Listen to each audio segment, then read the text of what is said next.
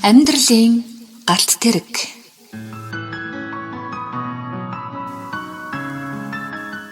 Саяхан халаасан шүлтэй савнаас уур савсан хоолны таатай үнэр галын жижиг өрөөгөөр тархан энэ үед орж ирэх хинч болов гэр бүлийн аятай дулаан уур амьсгалыг эрхгүй санагдуулам. Ажилсаг эзэгтэн чамбай гэлтгэх гал тогооны ширээний цав цагаан бүтээлэг ширхэгч толбгүй. Эргэн тойронд бүх зүйл гялцал.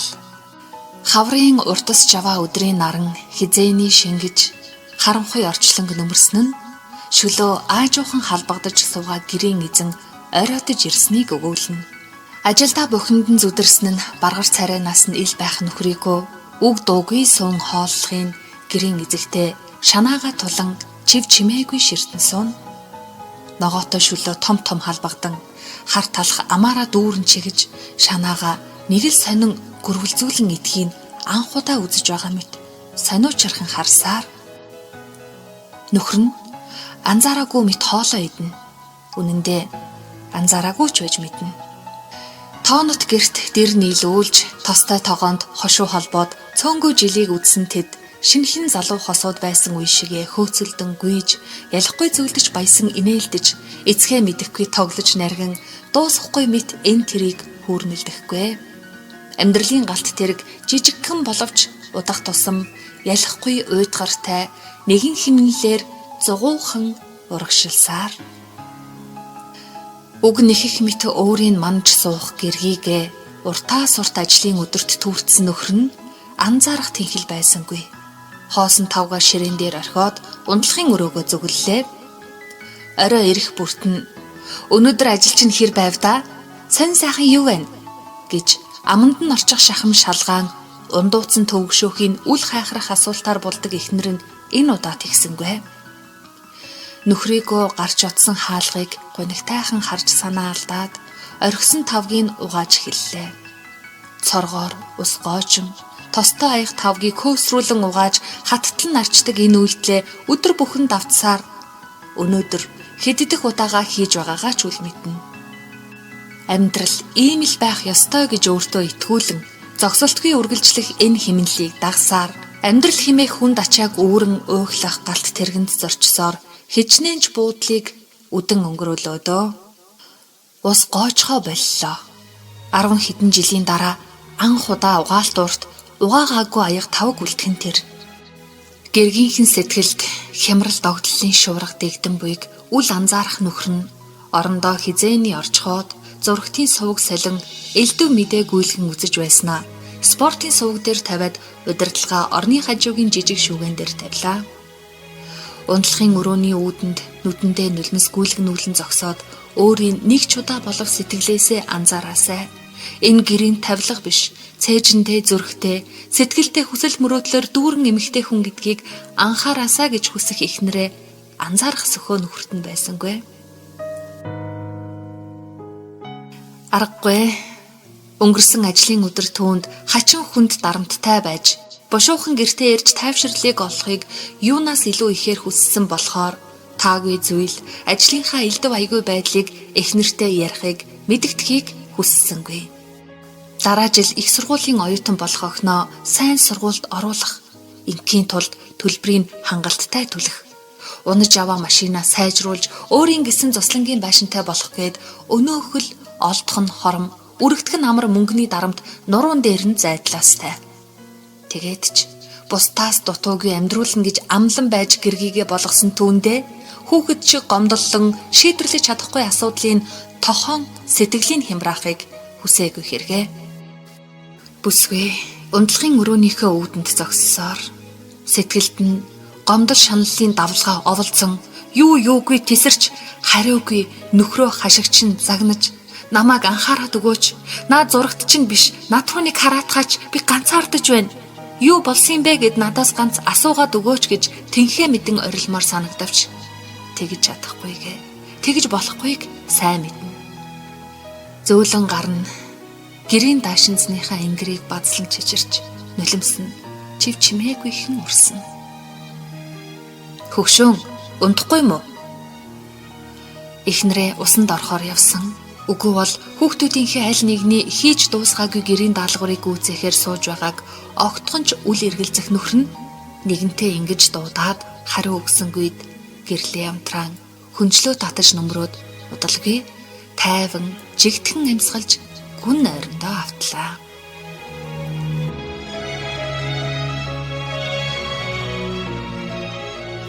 Нулимсанд хорсох нүд, халтардсан нүрээ хүйтэн усаар угааж, унтлагын хувцсаа өмссөн эхнэр нь орондоо ороход нөхрийнх нь үл мэдэх урхирах дуулдана. Хоёулаа зэрэгцээд хөвтгээд яг таарах тийм өргөнж биш энэ ор одоо түүнд туулж барамгийн гүнзгий ангал шиг. Хажууханд нь унтах нөхөр нь хүршгүй хол мэт санагдахад хөнжлөөрөө битүү хучсан ч инхрийлэл халамж хүсэх сэтгэлээсээ болж даарн жихүүцэх биеэ хумин атрин хөвтлээ. Нүдэ хансан ч нойр ногт хүрсэнгүй. Яагаад ч зогсоож үлж чадах гомдол цээжин дээр нь дарах вэ? Нөгөө л гашуун нулимс саадгүй урсан дэрэн дээр нь шингэн. Тэр нөхрөө хүндлэн хайрлаж, үр хүүхдээ хэлбэрэн асарч, орон гэрээ бусдаас дутуугүй авч яваа жирийн л нэг эзэгтэй. Хоёр хүүхэдтэй архит арсуудаггүй. Хаа очиж хүүхэн шуухан эргүүлж элдв асуудал тарьдаггүй сайн нөхөртэй. Үнэн дээр гаднаас нь хинч харсан дутах юмгүй жаргалтай гэр бүл. Өнөөдрийг хүртэл амьдрал ийм л байсан. Ийм л байх ёстой гэдэгт итгэж болохгүйг болгож дундуурыг гүйцэн дутууг нь нөхөж гар гараасаа атхан урагшаа зүтгэсээр л ирсэн. Гэхдээ анх хатгахта химжээшгүй дулаахан инхри зөөлөн байсан тэр гар өөрөөс нь хөтөлсөн хിവэр авч хайхрамжгүй хөндөй зүгээр л аян замын хань мэт хандах болсныг өдрөөс өдөрт анзааран чимээгүй шанална. Хэрвээ өнөөдөр эмч түүнд галт тэрэгнээс бууж магадгүй болсныг хэлж өгөөгүй бол тэр энэ л баяр баясал ховор авч дутах зүйлгүй амьдралаа үргэлжлүүлсээр байх байсан биз. Юу болвоо гэж асуугаасаа гэж бүсгүй шүнжин цурам хийлгүй хүлээлээ. Гэвч нөхрөн сэрэлгүй унтсаар нэг л мэтгэд үүр хаяаран ахиад нэг харахад өглөө болжээ. Гэрийн эзэгтэй өглөөний цай бэлдэж, шинэхэн цайны сайхан үнэр сэтгэл сэргэм үнэртэн, цайгаа ууцгаасан хүүхдүүд сургууль руугаа яарангуйлдэж, эцэст нь нөхөр нь гэрээс гарлаа. Миний цэнхэр суудалтай цамцыг эндүүцсэн үү? Эхнэр нь үг дуугүй эндүүцсэн цамцыг авчирч тавиад цааш ирэхэд улааж хавцсан нүдийг хальт анзаарсан ч юу болсныг лавлаж асуух цаг байсангүй. Хурдлахгүй бол хариугүй ажилдаа хоцорхно. Хаалга тор хийтэл түгжигдэн хаагдаж хөлийн чимээ алсран холдлоо. Хүн бүхэн завсар зайгүй гүйлдэн ажил эд оволзон буцлах, ажил үйлс нь өөдрөг яваа компани байр үдийн цайны үеэр хэсэг намгүн болно. Хүмүүс гараад явчихсан хойгуур амжиж 5 минутч болов нүдэ амраах гэсэн залуугийн утас хангинан зүүрмөлөх гэж байсан түүнийг цочоож орхилоо. Хараал хэлхээ шахан утсаа харвал хадам ээжийнхэн дугаар минд мэдлцэн хэвийн хідэн үг солилцлоо. Хадмынхан дуу нэг л түгшсэн аястай. Миний охин тэгээд яанда ямар имчилгээ хийлгэх энэ юм а та хоёр ярив уу? Юун имчилгээ блэ ээж? Юу гэж хандаа чамд хэлээгүй мө? Үгүй надад юу ч яриаггүй яасан гинэ? Утасны цаана хадам ээжийнхэн шуухтан уйлах сонсогдоход залуугийн сэтгэл түгшүүр тавтан түргэн цохиллоо. Ээжээ та дугралта хандаа яасан гинэ? Хотоодны хорт автартай гэсэн онш гарсан гинэ. Утсаа гараасаа алдах шахан хөлн говьн суларч ирэхгүй суудал дээрээ яг хитлунлаа. Газар дэлхий тэр чигээрээ хөмрөн эргэлдэж ухаан санаа нь самуурах шиг болж чихэн дүлээрэн шуугна. Хэдхэн сарын настай гэсэн үг дээрээс нь том юмар дараад авах шиг болоход зангиагаа суллан бачуурч цонхоо том нээлээ.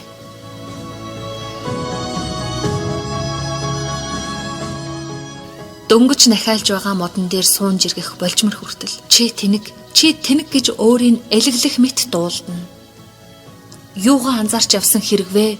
Хамгийн хайртай, хамгаас үнэтэй хүн нь үхлийн ирмэг дээр ирчгээд байхад өдий хүртэл түүнийг анзааралгүй юу хийж явсан юм бэ? өөрийгөө зэмлэн зүхэгч багдан болдог бол өвчнийг өөрөө авчихмаар даанч өчигдөр орой нэг л сонин дуугүй байсан. Өвчтэй гэдгээ хэлж чадахгүй зовж байхад нь яасан бэ гэд ганц удаа асуучихгүй яалаа та. Элдв асуудлаар санааг нь зовоодаггүй сайн нөхөр амьдралын төлөө тэмцэж энэ их ачааг үүрч яваа гэж дотроо омгорхон заримдаа сэмхэн ялархах та шийтгэх мэт түүнийгээ үл анзаарч явсны гор энэ гэж юу? Хамгийн сүүлд хизээ түүнийгээ баярлууллаа. Тэрч бүхэл хамгийн сүүлд хизээ түүнтэйгээ чин сэтгэлээсээ ярилцлаа. Гүйдэ ядахта түүнийгээ хизээ хамгийн сүүлд анхаарсан билээ. Далайн эрэг үзэх юмсан гэрлээ нөхөр хүүхдтэйгээ яваад ирсэн гин гэж атаархангүй эсвэл гонигтай чим шиг өгүүлж байсан санаанд нь буулаа. Уг нь хичээсэн бол арай илүү хичээсэн бол нэг биш нэлээд олон удаа тэр далайг нь үзүүлчихэж болох л байсан да. Гэтэл одоо тэгих цаг ядаж үлдсэн болов. Амьдралын галт тэрэг генетикийн зогссныг тэр л анзаарчээ. Өөрөө л залуурдаж, өөрөө л хөдөлгөж байна гэж бодож байсан боловч үнэн дээр тэр эмгтээгүйгээр амьдралынхаа хангүйгээр сөөмж урагшилж чадахгүйгээ одоо л гарах нь. Намрын хүйтэн салхи уйтай эсгэрэн хатан хорчилсан навчис нэг нэгээрээ салан газар дунана. Харж аваа цагийн хахир амьсгал сэтгэлийн хүртэлж эндүүлнэ. Эцэж тураад шаналж зовсон царайгаа зөөлөн инээмсэглэлээрээ чимэх гэж оролдох эхнэрийнхээ дэрийг засаж өндөрлөж өдшиг хөнгөн болтлоо турсан биеийг өргөн дээшээ суулгалаа. Завиур шаналлын мөргүүн үлдсэн царайгаа дүүвлэх гэж нарийнхан хуруугаараа цонх руу заагаад намар гэж чанга хэллээ. Цонхны цаана шаргал навчис хийсэн эргэлтэн. Намар ямар хурдан ирэвэ? Удахгүй өвөл болно. Тэгээд л хавар ирчин штэ. Хүн нэрэ шунал хүсэл нь хязгааргүй амтын юм да. Яагаад? Саяхан л далаа үзгсэн гэдэг байсан.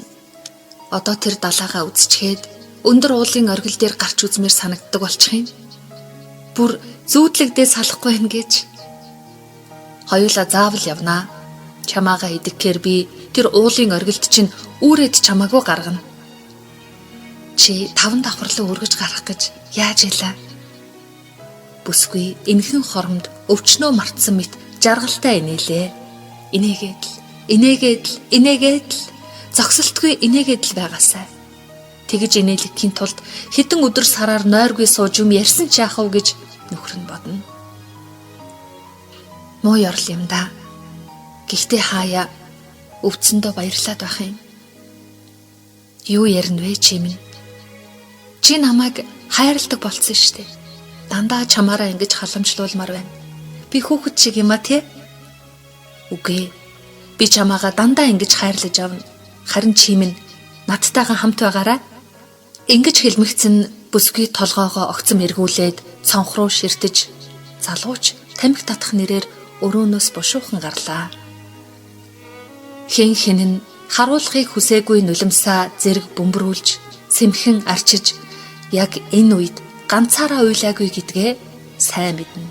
Залуу саяхан унтсан гэргийнхээ духан дээр энхрийлэн үнсээд сэрээхгүй гэж зөөлөн алхан цонхон дээр ирлээ.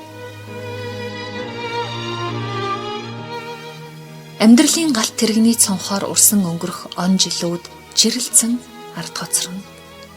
Галт тэрэг урагшилсаар гэвч энэ бол эцсийн зогсоол биш гэдэгт тэр бат итгэж байлаа.